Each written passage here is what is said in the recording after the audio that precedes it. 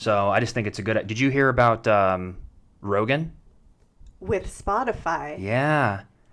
I was shocked, but not really. It all really makes sense, but good for him, man. He mentioned it a while ago on some podcast. I can't remember that he was like, "Oh yeah, I've been reached out to because they were talking about Howard Stern because there was a time that he went and got Sirius. a huge like $400 million Yeah. deal with Sirius Radio back in the day."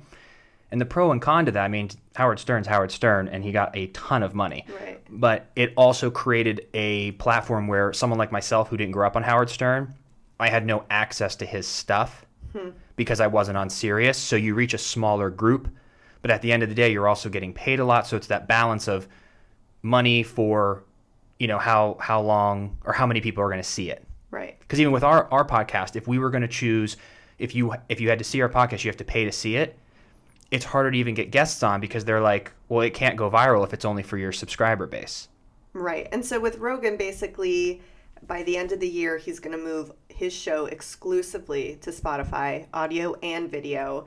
And they were saying that the Joe Rogan clips will still be on the YouTube channel. I that hope they have.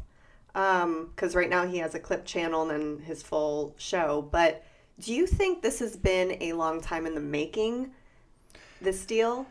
I think so. And I'm happy for him because I think it's great. He provides so much content and value for free that I found it interesting when I was looking at all the comments of, not a lot of people are obviously supporting him, but there's a small group that's like, oh, you're selling out.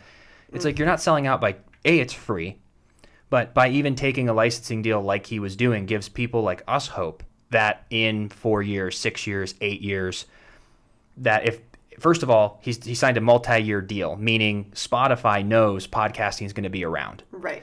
And it gives, it's like, we're building into that.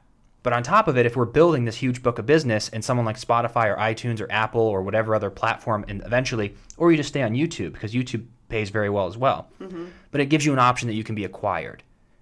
And I just love it because he's providing so much, because we wouldn't have been able to see someone like Elon Musk talk in 2 episodes for 5 hours.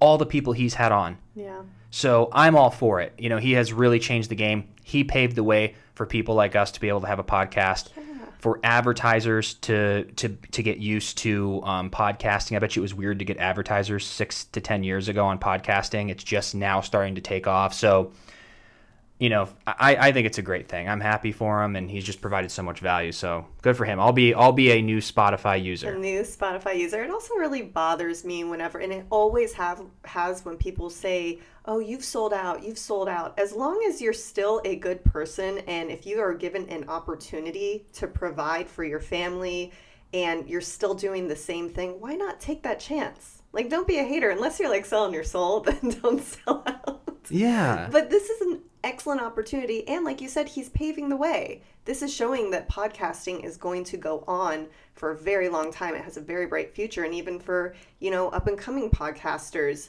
it gives you inspiration and hope, and you're like, wow, Spotify sees what's up. They're taking Joe Rogan to the next level with that. Yeah. Why not new podcasters? It's great. I feel like YouTube is kind of, in Patreon, is kind of like the SNL to movie stars. Yep. Like, if you're good enough on SNL, which most people are, they breed A-list comedian movie stars. Where YouTube, you put out your podcast, you build it on iTunes, YouTube, Patreon, and then eventually you could, get your deal. But so many people have gotten late night, or like that one, what's her name, Eliza? I forget. Eliza? Yeah. Or no, the one who has the late night show. Yeah.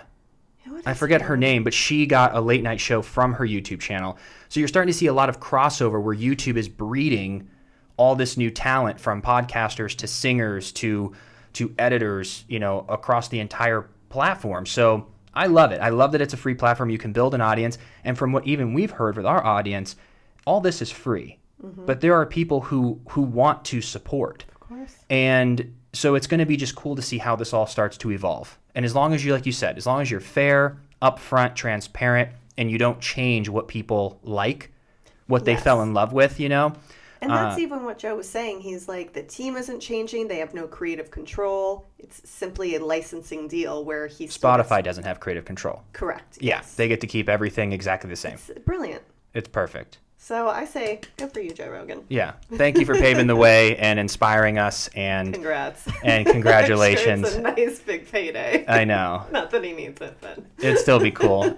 And we'll see. And if Spotify comes out with like some huge growth or huge numbers, which it will because it's Joe, yet again, that's just setting the precedent going, oh, look, Spotify did a licensing deal with someone from YouTube and iTunes, and look how big their company grew. Mm-hmm. And that's why people are doing streaming services.